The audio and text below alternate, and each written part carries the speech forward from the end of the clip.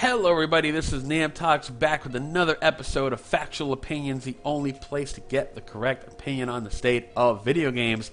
And I am here with the pleasant surprise, Assassin's Creed Origins. Now, because of the past few games in the series, I really wasn't looking forward to it despite the setting. I've been wanting ancient Egypt as a setting in a video game, no matter what video game, for a very long time. Outside of feudal Japan, it's probably like one of my favorite time periods in terms of the culture, the clash of different ideologies with the Romans and the Egyptians, and the mystery of the pyramids behind everything, setting a unique table where you can have all these different factions that play in different sets of cultures mixed in together. I just wasn't sure that Assassin's Creed was going to have the gravitas to pull it off and to pull you in and make you feel alive in that kind of world, especially after just Unity and Syndicate just really, I just didn't like them. I bounced off them very hard, but I am extremely excited to say that Assassin's Creed Origins washes away those past few games. It changes everything, I feel like, for the better in a lot of different aspects. It's so much to tackle, but I mean, just the very basic controls of Bayek, your new main character. He was just fun to control. They got rid of a lot of the old standards of Assassin's Creed. No more high profile, low profile, hold the right trigger to run, hold the right trigger to counter. You just move with the analog stick. There's only one button for parkour. It makes for a nice simplified control scheme, and what seems like very Breath of the Wild-esque controls in terms of you can almost climb anything. Sheer cliff faces, sand dunes, pyramids, you know, these huge Roman and Greek structures. It's all there. The combat is very different. I don't want to say it's clunky. It was more like I was clunky at the combat because it's so different now. Moving away from the Batman style counter combat to a more Dark Souls-y style combat system where you're locking on. You have a light attack and a heavy attack with the bumper and the trigger.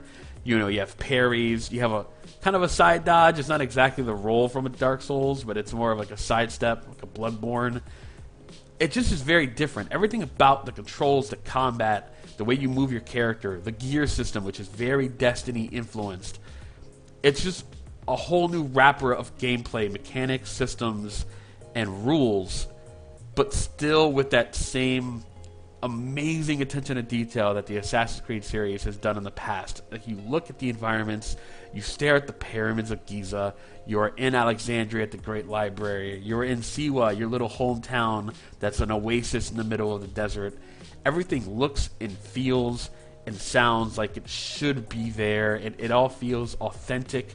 It feels fun to explore, and I think that's the difference with this Assassin's Creed game compared to the previous entries in the series, is that they get away from towers. Yes, you can still climb tall structures, synchronize, and jump into a bale of hay, but that's not how you get side quests and find locations anymore in the world. It moves to a more Horizon Zero Dawn / Witcher style. You have your compass, you have your question marks, you go to an area, you actually have to discover it.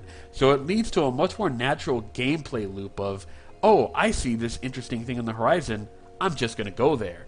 You know, there's a sense of discovery that the Assassin's Creed series has never really had because it was so rote. It was so copy and paste design. No matter which district you went to, you were going to climb the tower, you were going to hit the Y button, and the game was going to tell you where all the interesting stuff was. Whereas in this game, it's left to you. I mean, very early on, you have a lot of freedom to just go out in the world and experience what it has to offer, whether that's predators, whether that's base camps, you know, whether it's high-level bandits that will kill you in one shot. There's an actual sense of danger and an RPG-like progression that fits this game much better than I could have possibly imagined before release. It feels exciting to play, it feels dangerous to play, and it just is rewarding in a way that they haven't been before. You're always going to get something for putting in the effort of your exploration, your tactics, your stealth, you know, whether it's the bow or your hidden blade. And I haven't even talked to you about the storyline yet, which is very interesting.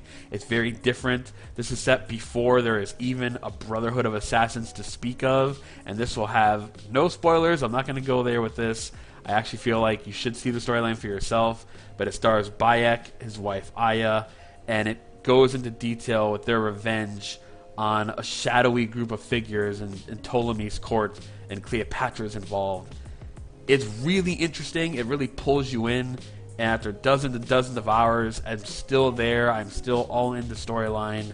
You're getting assassination contracts. You're getting side quests that are meaningful. They involve your character as a Medjay, which is the equivalent of a sheriff in those times.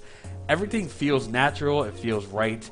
There's very little fluff in terms of meaningless side content that's just kind of there to fill out the world.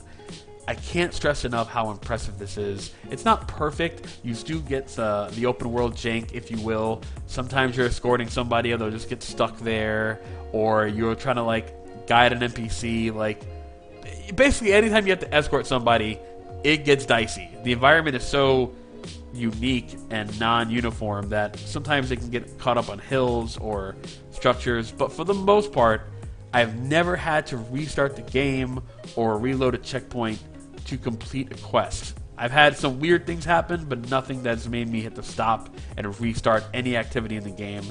So I will say it's an improvement in that regard. It looks fantastic. It doesn't run particularly amazing on the standard Xbox. There are some frame drops when you get to the bigger areas, but nothing that's taken away from my enjoyment of the game. Overall, I know I'm going on, but I really am impressed with Assassin's Creed. There's so many people in the press who are just putting it down and just claiming that, oh, it's, quote, another one of those, when in fact, it's actually very different from the past games in the series. I can't get enough of it. I absolutely love the world. I'm so invested in it. I want to keep going. I want to keep exploring, keep assassinating, and you can't really ask for more in a time like this to have a game this unique, this open, you know, broadening your horizons with a new set of culture and experience. So I'll give Assassin's Creed a 4 out of 5. I absolutely recommend it. It's a great game. I'm having a lot of fun with it, and I think everybody will who puts the time into it. So that's my factual opinion. 4 out of 5. If you like it, hit the like button, subscribe, and I'll see all of you guys next time.